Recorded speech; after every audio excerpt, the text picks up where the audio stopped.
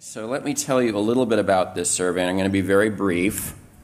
I think all of you have it, and you can download it on your apps, which is a good thing. So we titled this survey, Decoding the Myth of Model Minority. I don't know if we have the cover up there. Decoding the Myth of Model Minority, Challenges and Opportunities for Asian Pacific Americans in the Workplace. There it is. And you know, when I speak with Asian American leaders at companies, I often hear the same refrain.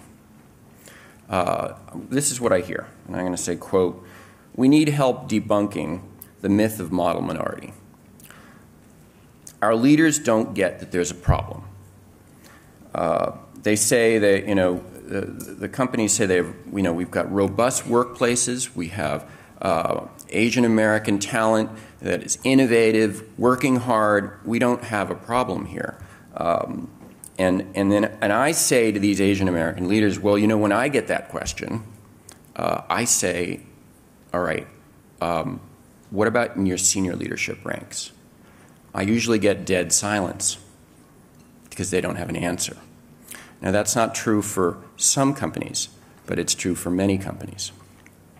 So, and the neat thing about this report today is you can read it, look through it, think a little bit about some of the things that we're talking about, see if these ideas and thoughts are true at your organization, and what does it mean to you.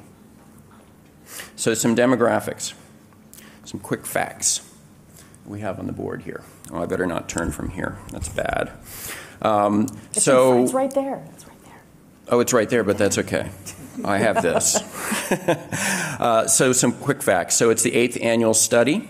2,800 Asian Pacific American employees participated this year, representing Fortune 500 companies.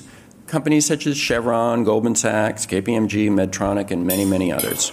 49% women, 51% men, so it's an even between the two. 70% identify as first generation. 39% East Asian descent, 40% South Asian descent, and 15% Southeast Asian descent.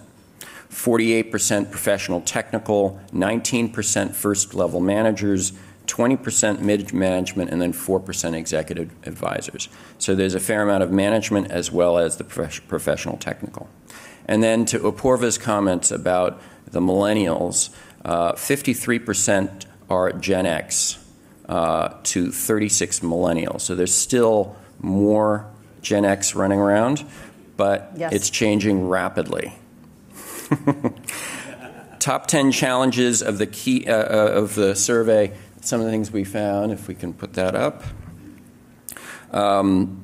This year, we looked at the top 10 challenges listed by APA employees. So lack of role models, professional growth, career development. So these 10 you can think about as they relate to your organizations and how do you work with it, with these challenges. And then we also looked at the top 5 criteria for APA employees when selecting an employer. And this is another for talent acquisition to think about. This is what is on the minds of APA talent.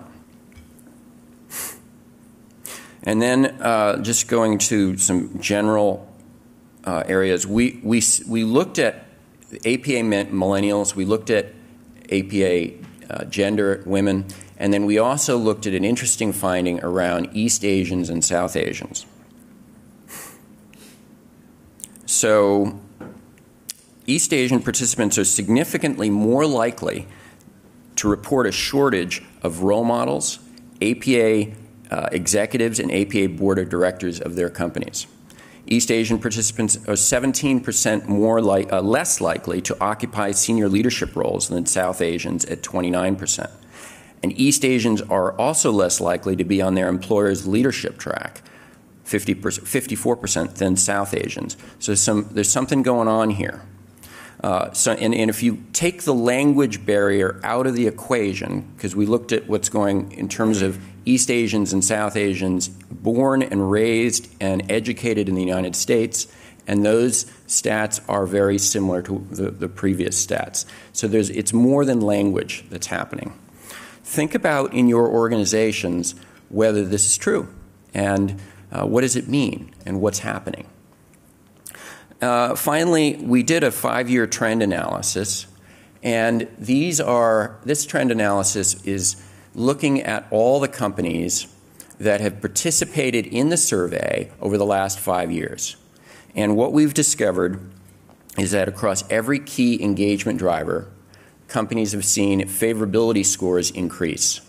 So this is a measurement tool for companies to use, and they have the opportunity to see that for their APA talent, they're seeing scores rise. So this is something that's very valuable to companies. And to speak a little bit about what they're doing in this space and how they're leveraging the APA survey is Sophia Khan. This is really comfortable, by the way. Thank you. Well, if you want to stay there, you can. No, I'll sit down. You can... No, you have a seat now. It's your turn. Okay, good. So good morning, everybody. I'm Sophia Khan, and I lead Global Inclusion, Diversity, and Engagement at Medtronic. So I'm honored to be in front of all of you. 4 o'clock this morning, Sigrid, I've got my notes. And so, there's 2 things I want to talk about. One is, just a little bit of context. So our CEO, Omar Ishrak, is on the board of trustees. And, and that's very nice, right? But what I tell you is, I think what Omar brought to Medtronic is a personal touch. So I think, in doing and getting importance from an inclusion and diversity standpoint, there's the numeric aspect. So as many of us know in this room, data is incredibly important, okay? And as a mathematician, economist, et cetera, kind of by education, I would never undervalue that. But what I would say is in addition to the quantitative is qualitative. So that personal touch is what I would say our CEO brings to the organization and really has had not only a top-down approach, but kind of bottoms-up. So again, I'm probably not stating anything you don't already know. But one of the things that Omar did was really bring on networks. And these networks are VP-driven. And so we have the traditional employee resource groups. But what he did was say, okay, how are we really going to impact change?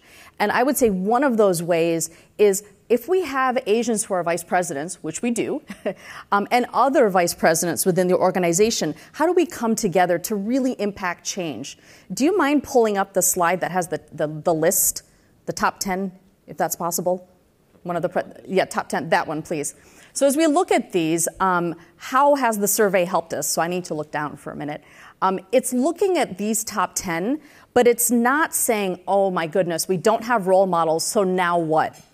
So 2 things. One is, how do we have the network become the lever, become the engine to invert this model? So instead of saying we don't have, it's what do we have, okay? So it's looking at the glass, whether you want to look at it half empty, half full, it's your choice.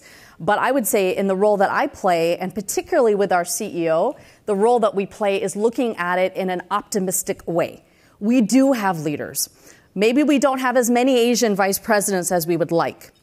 True, okay? Maybe we would like more pipeline development. So this survey has not only validated what we thought we knew, okay, but it's also given us a model to say, hey, let's look at our strategy. And what we did as an Asian network and with our employee resource groups and how we're structured is we have 12 hubs across the United States.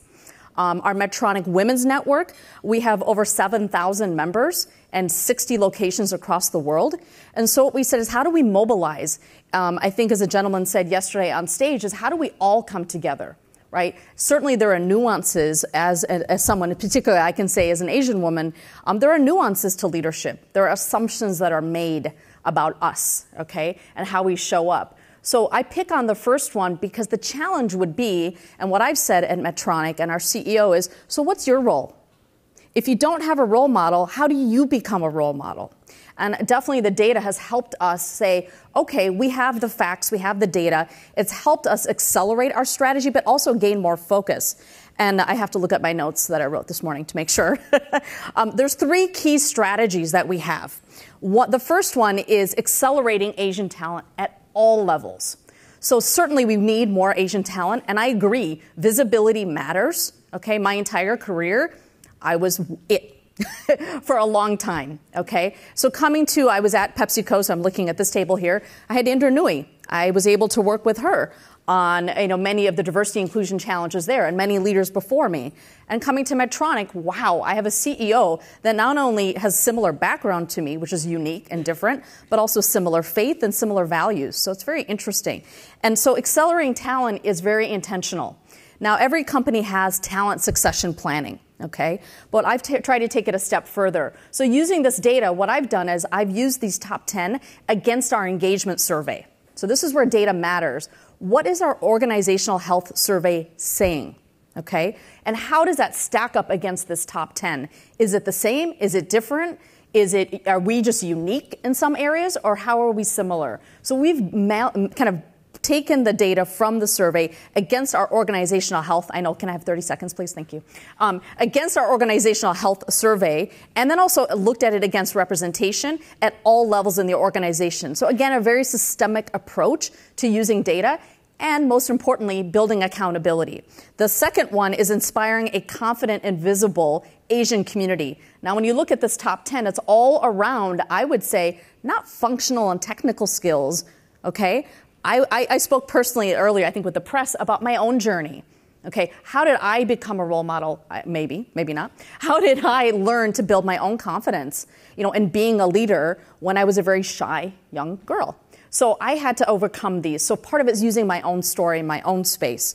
The other piece then is business. Okay, so how do we expand our business opportunities in Asia, leveraging all Asian employees, not just some? So that's just an example of how we've used the survey. And thank you for giving me 50 seconds. Appreciate that.